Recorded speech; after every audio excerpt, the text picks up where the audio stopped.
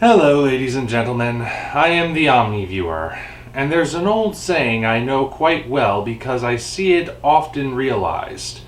Time marches on, but history repeats itself. Here's a little backstory to set the scene, if you will.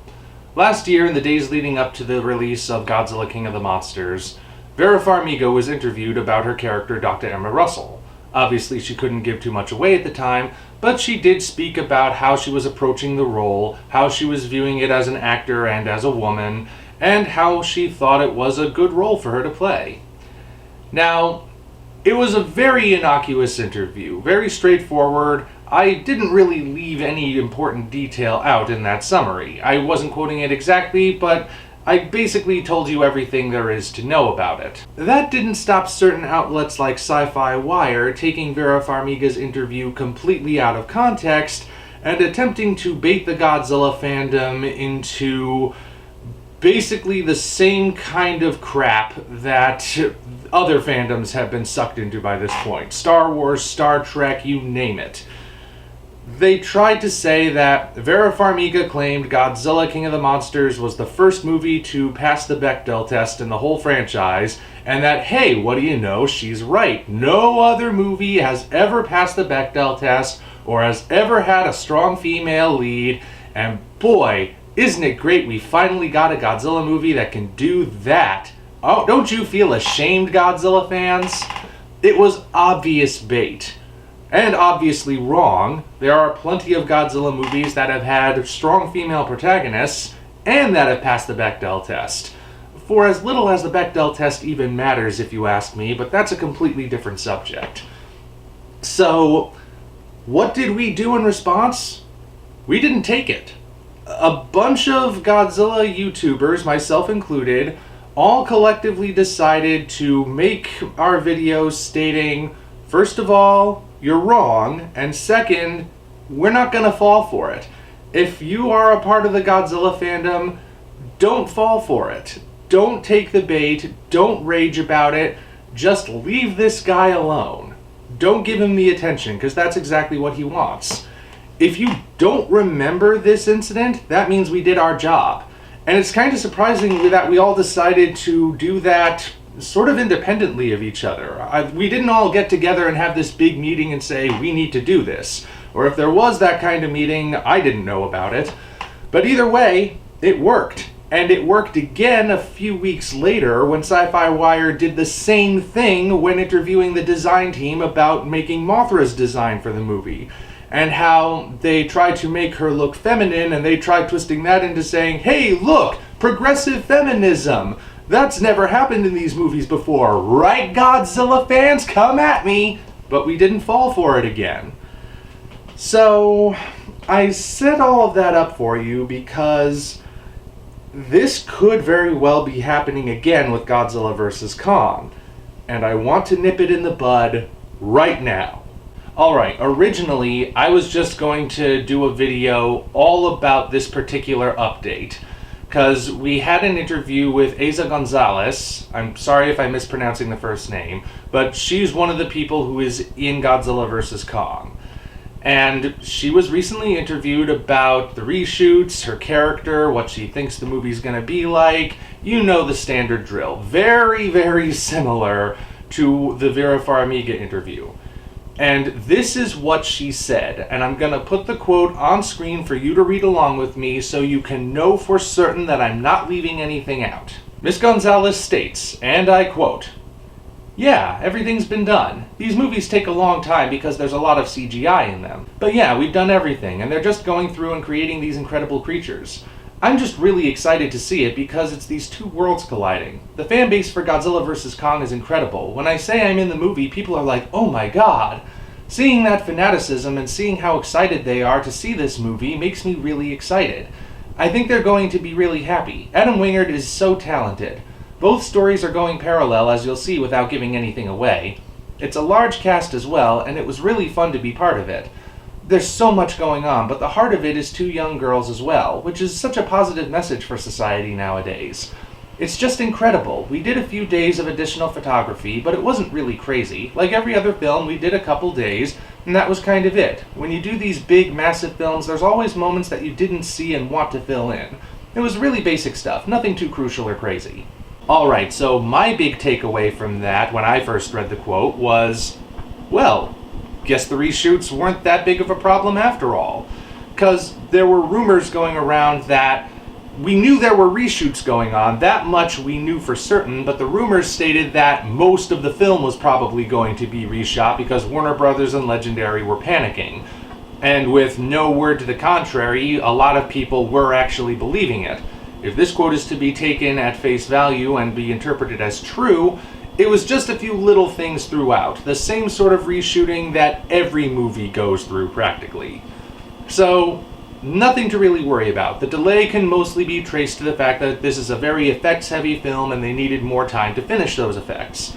So, another reason not to worry about how this movie will turn out. At least, not as much. Obviously, there's always going to be that little bit of concern of what if they screwed it up, but not for the reasons people were trying to put forward. That was originally going to be my whole video. But then I went on Twitter and I saw this. Yes, it's happening again. People are attempting to take Miss Gonzalez's quote completely out of context and imply that Godzilla vs. Kong is going to be woke. I know some of you cringed the last time I used that term in one of these videos, but that's the term they are using right here. And it's going along with the hashtag RIP Godzilla vs. Kong. What do you know, this feels so incredibly familiar. And it's all traced back to this part in which she says, "There's so much going on, but the heart of it is two young girls as well, which is such a positive message for society nowadays." From that you extrapolate wokeness? Now look, I don't know Eiza Gonzalez's personal politics. I am going to assume that being she is in Hollywood and part of that whole crowd, her politics are most likely to the left. That's my left. And as such, there's a chance she might be far left or a chance she might be more moderate. I don't know. She's allowed to have whatever politics she wants. I just don't want them to infiltrate a movie that's not supposed to be about that. But hey, she believes what she believes. Now personally, when I look at this quote, I don't look at it and immediately think, oh, intersectional politics is at the heart of Godzilla vs. Kong. She's just commenting that there are strong female characters at the heart of this movie. Okay, I can't think of any reason to object to that. Strong female characters are a good thing. Strong characters are always important, regardless of if they're male or female. So, yeah, I didn't even really think about that when I first read this quote. Somebody decided that they could take this and blow it out of proportion and use just the right buzzwords to hopefully start trouble. And I am here to tell you once again, do not fall for it. Now, where I saw this post was actually in a tweet from someone who just happened to find it and posted that image, but they posted it along with this image, which I think says it all.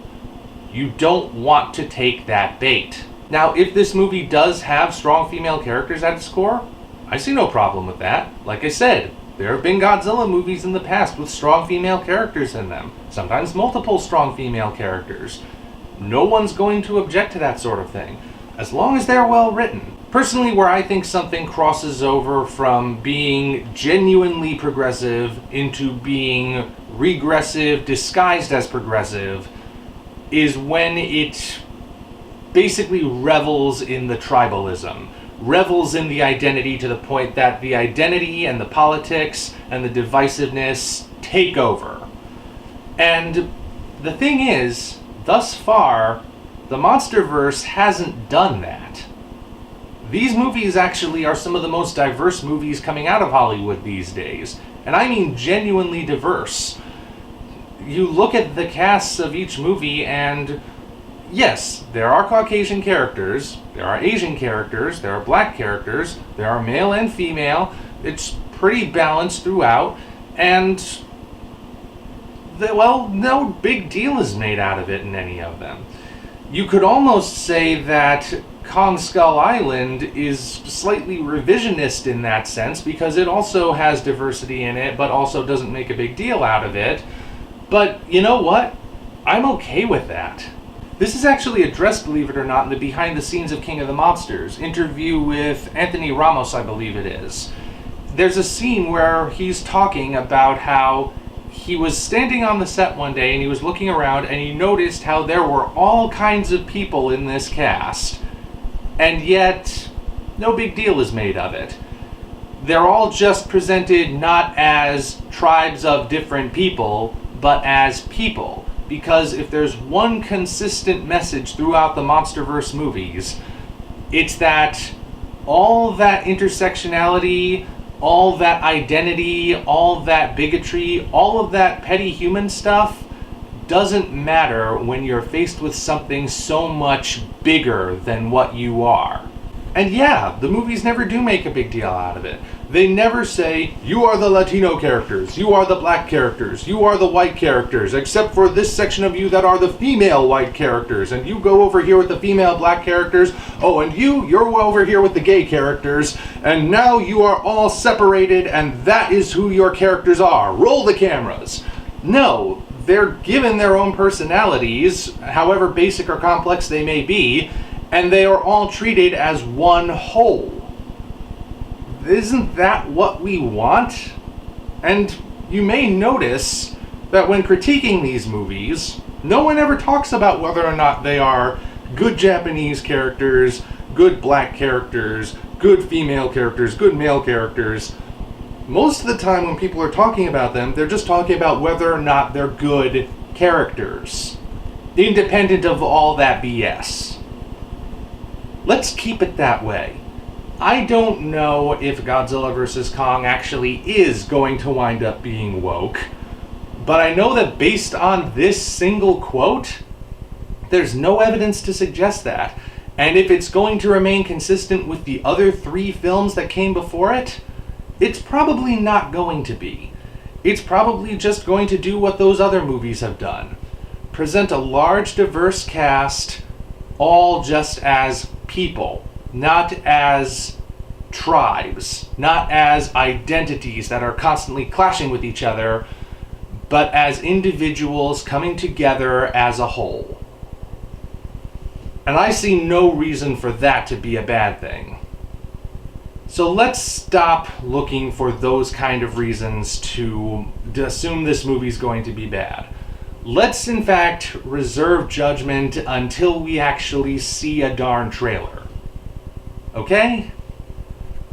But in the meantime, the other big takeaway is that the reshoots, minor things. Again, if this quote is to be believed. And she would know because she's a bit closer to the source. Well, that's all I've got for you today. Again, I encourage you, please, do not take the bait. Until such time as we meet again, this is the OmniViewer signing off. If you enjoyed this video, be sure to like it as well as subscribe to the channel for more content of a similar nature. Also, check the description for links to our Twitter, DeviantArt, and Patreon pages, as well as the Amazon link for the novel Operation Red Dragon: The Daikaiju Wars Part 1, penned by yours truly. Thank you all, and we appreciate your support.